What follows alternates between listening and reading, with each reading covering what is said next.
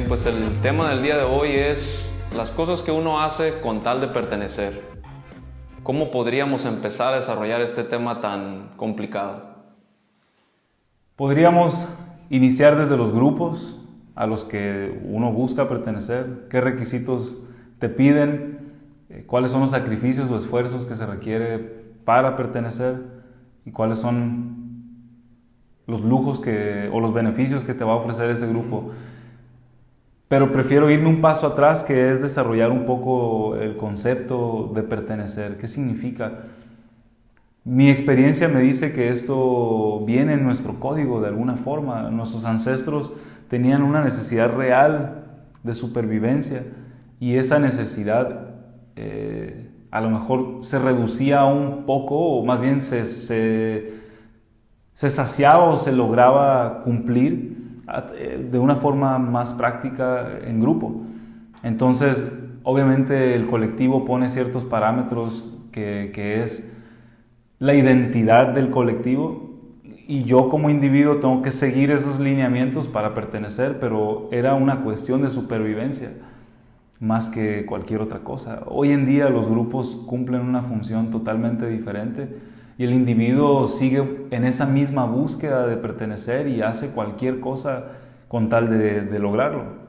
Históricamente puedes ver grupos como ciertas religiones en las que a través de estas peticiones o requisitos están buscando que sus feligreses o sus seguidores cumplan, obviamente, pero en esas medidas han matado a gente en el nombre de Dios.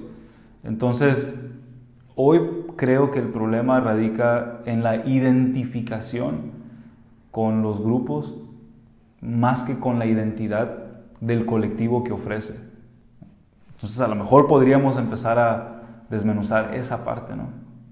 Sí, yo creo que el problema empieza porque no nos conocemos del todo, como dices, pues no nos identificamos con cosas que están afuera, pero realmente no hemos tenido muchas herramientas para explorarnos, para saber quién soy yo y a ver dónde voy a encajar, ¿no? Primer problema para poder pertenecer, yo creo que uno se enfrenta a la familia, ¿no? La familia es el primer grupo al cual debes de pertenecer y hay ciertos códigos, ¿no? Que esa familia en particular, en la que naces, tienen ciertos códigos, ¿no? De religión, su ubicación geográfica, cuántos hermanos tienes, qué pasa con el matrimonio, o sea, todas esas cosas es bastante importante, pues, ¿no? Para yo pertenecer poco a poco, pues, ¿no? Siendo niños empezamos siendo muy egoístas, pues, ¿no? Nada más enfocado en mí, pues, ¿no?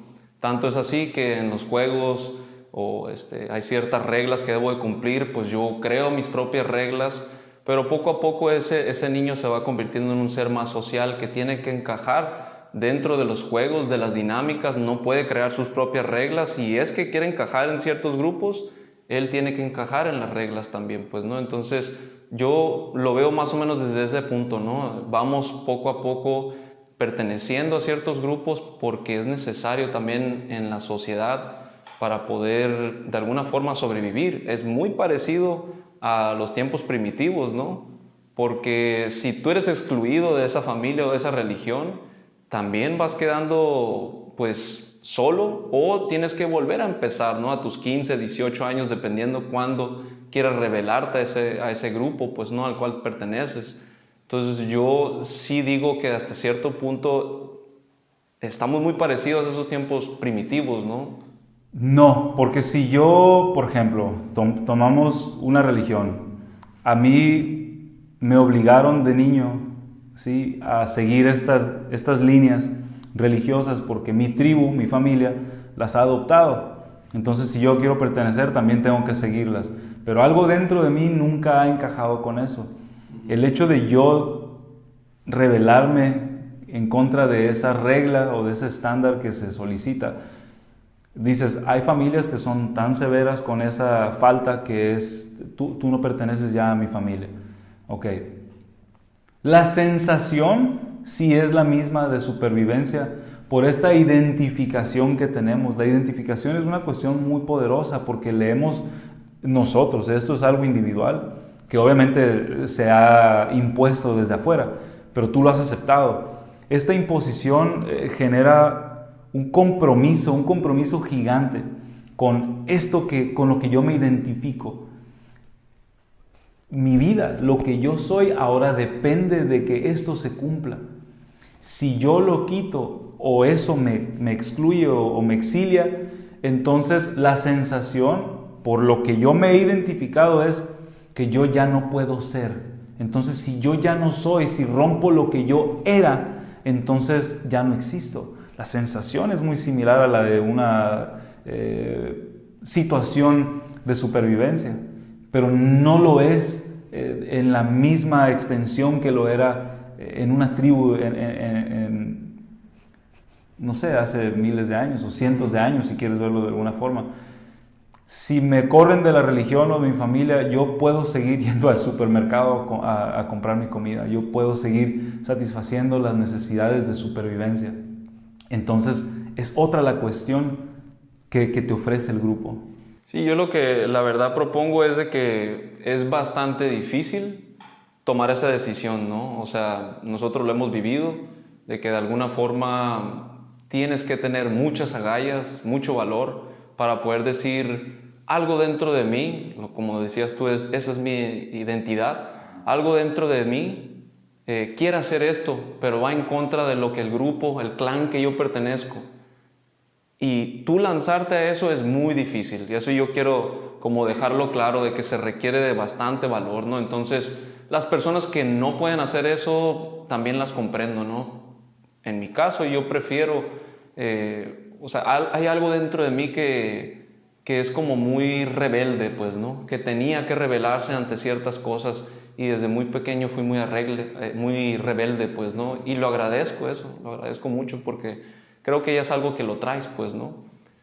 Una vez que ya te rebelas en contra de la familia, yo creo que pueden pasar dos cosas. Te excluyen totalmente y ya eres el hijo de la ovejita negra que anda por ahí, o la familia se empieza a acomodar, el clan se empieza a acomodar a las medidas que tú estás tomando, que son un poco drásticas a veces, ¿no? Empieza a cambiar todo el clan, y para mí eso es maravilloso, ¿no? A mí me gusta mucho esa parte, pues, ¿no? Que el clan pueda seguir a esas diferentes personas que se van saliendo, porque eso está condenado a la expansión, ¿no? Claro. Para mí es eso, pues, ¿no? Yo lo que diría es que estés muy atento, estar con los ojos muy abiertos, porque pertenecer debe de suceder por consecuencia de mi propia expansión, de mi propio crecimiento.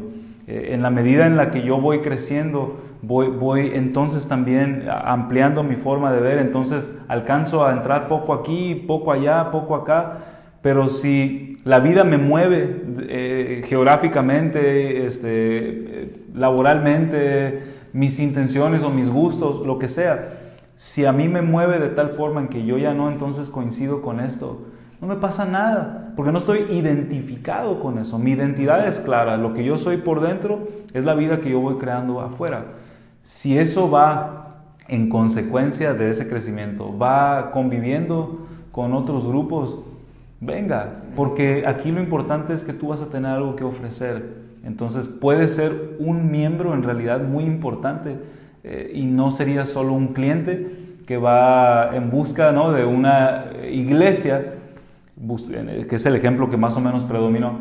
No vas en busca de un perdón ni una paz, porque esa te corresponde solo a ti, ¿no? Sí, y la otra cosa que a mí me gustaría proponer es, más allá de identificarnos con un solo grupo y poner a lo mejor que te empieces a pelear, ¿no?, esta iglesia contra la otra, o este equipo de fútbol contra yo propongo que nuestra perspectiva crezca a una visión más global o universal. Estamos tratando a nuestro planeta también como basura, porque estamos identificados también con un grupo muy pequeño, ¿no?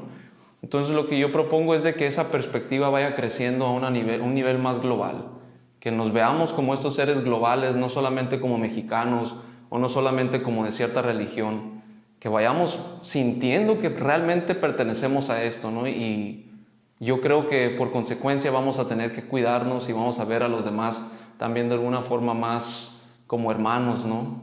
Entonces esa es mi propuesta. Hermano, un placer. Igualmente.